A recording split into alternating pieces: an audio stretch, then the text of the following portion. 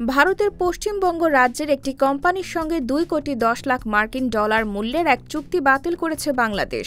শুক্রবার ভারতের প্রথম সারির একাধিক সংবাদ মাধ্যমের খবরে এই চুক্তি বাতিলের তথ্য জানানো হয়েছে।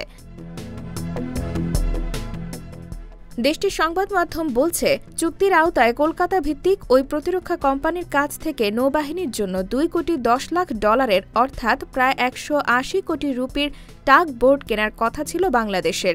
তবে গেল শনিবার ভারত তাদের স্থলবন্দর দিয়ে বাংলাদেশের তৈরি পোশাক সহ বিভিন্ন পণ্য পরিবহনে নিষেধাজ্ঞা দেয়।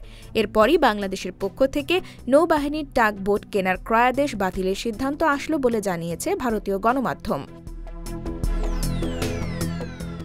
প্রতিবেদনে বলা হয়েছে, প্রধান উপদেষ্টা ড. মোহাম্মদ ইউনূস ভারতের উত্তর পূর্বাঞ্চলীয় 7 সিস্টার্সকে স্থলবেষ্টিত অঞ্চল হিসেবে আখ্যা এবং এই অঞ্চলের সমুদ্রের একমাত্র অভিভাবক হিসেবে বাংলাদেশকে অভিহিত করেছিলেন।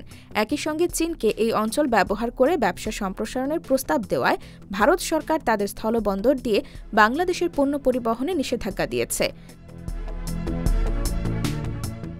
জানা গেছে, গত বছরের জুলাইয়ে ভারতীয় এই কোম্পানির প্রতিনিধি এবং বাংলাদেশ নৌবাহিনীর উচ্চপদস্থ কর্মকর্তাদের মধ্যে টাগ বোট কেনার চুক্তিটি হয়েছিল।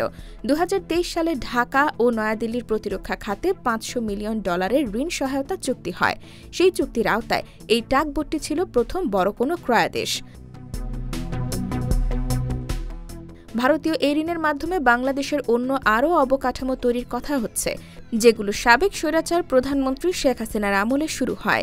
ইটিভি ভারতের তথ্য অনুযায়ী গত 8 বছরে বাংলাদেশকে ভারত লাইন অফ ক্রেডিটের আওতায় $8 বিলিয়ন দিয়েছে।